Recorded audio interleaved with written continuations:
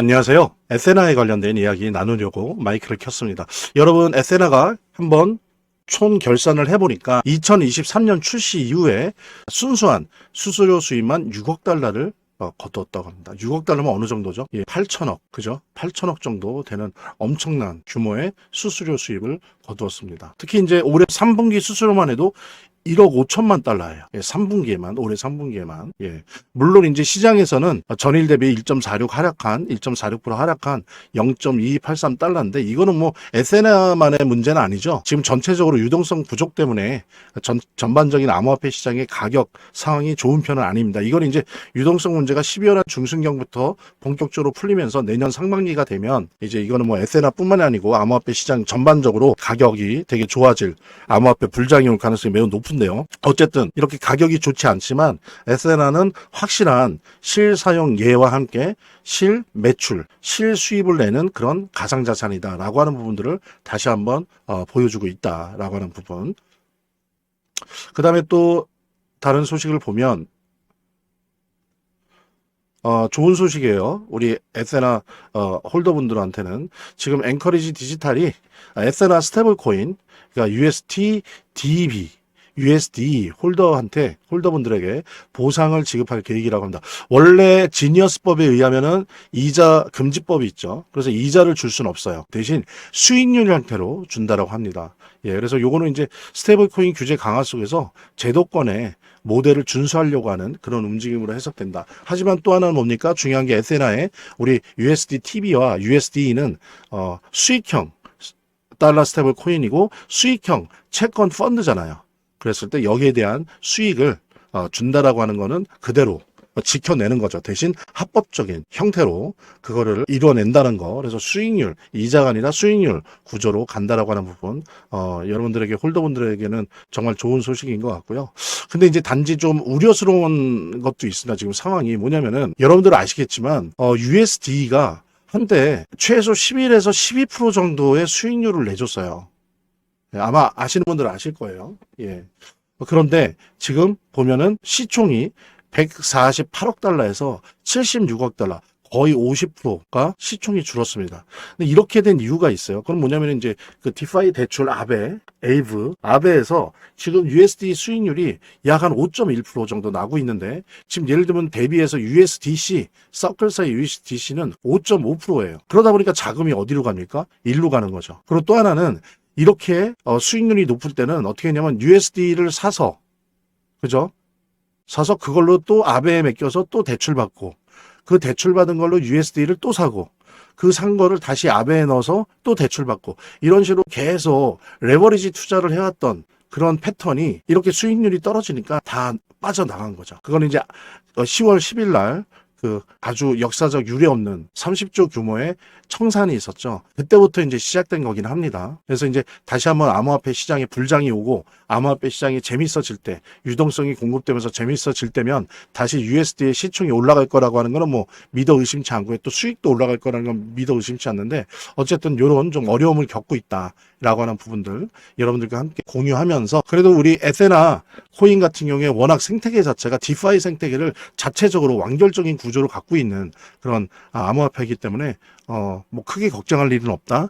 그냥 내년에 암호화폐 상반기에 암호화폐 불장이 오면 에세나도 엄청난 폭발력을 가지면서 폭등할 것이다라고 하는 거 우리 모두 믿고 있으니까요. 그때까지 좀 기다리면서 재단에 관련된 이야기 함께 나누도록 하겠습니다. 차트를 제대로 보는 것도 중요하고 또 거시경제 상황들을 보는 것도 중요하고 매우 중요하지만 결국에는 사실은 이 모든 거를 무시하더라도 재단이 어떻게 하느냐가 사실은 이 암호화폐의 성패를 좌우하는 가장 큰 요소라고 하는 거를 우리가 모두 다 느낄 수 있는 거거든요.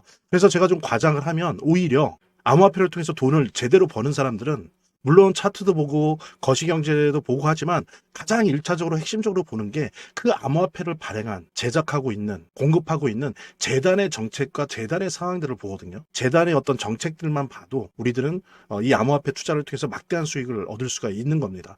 특히 그중에서 우리가 많이 보려고 노력하는 것들은 락업에 관련된 것들이에요. 그리고 락업의 해제에 관련된 것들이에요. 재단이 얼마나 우리가 암호화폐 투자를 함에 있어서 중요한 요소인지를 깨닫고, 그 다음에 특히 만약에 우리가 암호화폐를 투자함에 있어서 재단에 무엇을 봐야 되는지 함께 공유하는 그런 시간을 짤막하게 좀 갖도록 하겠습니다. 그래서 제가 여러분들이 최대한 쉽게 이해할 수 있도록 일단 락업 해제에 대해서 먼저 설명을 좀 드려볼 건데요. 이제 락업 해제라고 하는 거는 투자자 보호 차원에서 초기 투자자들이 일정 기간 동안 매도할 수 없도록 물량을 잠가드는데, 이거를 풀어주어서 자유롭게 매도할 수 있게 해주는 걸 의미합니다. 그래서 통상적으로는 락업 해제 이후에는 대규모 물량이 시장에 풀리기 때문에 강력한 매도 압력으로 작용해서 가격이 급락하는 모습을 보여주게 되는 거죠. 그런데 우리가 이제 주목해야 될 점은 락업 해제 직전의 모습입니다. 락업 해제 후에는 대부분 급락이 오거든요. 그렇지만 그 전에는 대부분 가격이 급등이 연출되기 때문이죠. 왜냐하면 이제 세력들이 대량 매도를 하기 위해서는 가격이 올라가야지만 수익을 보고 매도할 수 있기 때문인데요. 충격적인 건 이걸 위해서 재단이나 프로젝트 측도 가격을 인위적으로 끌어올린다는 거죠. 실제로 리플이죠. 리플의 CEO 갈링하우스 같은 경우에는 이 락업 해제 전에 가격을 뻥튀기 시키기 위한 그 시세 조작을 한 적이 있었고, 이게 발각이 된 적이 있습니다. 물론 본인은 이에 대해서 극구 부인을 했지만 모든 정황을 볼 때 사실은 이미 알 사람은 다 알고 있는 거죠. 그러니까 이런 일을 하는 이유는 초기 투자자들 때문이에요.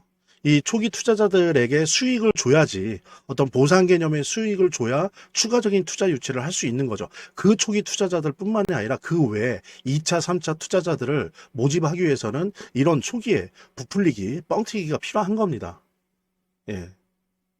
그래서 락업 해제 전에 락업 일정에 맞춰서 매수 타점을 잡아내는 것이 매우 중요하게 대두되는 겁니다. 이 락업 해제 후에는 급등 후에 급락 패턴이 옵니다. 이제 그러기 때문에 락업 해제 전에 매수를 해야 되고, 락업 해제 후에는 이제 매도를 해야 되는 거죠.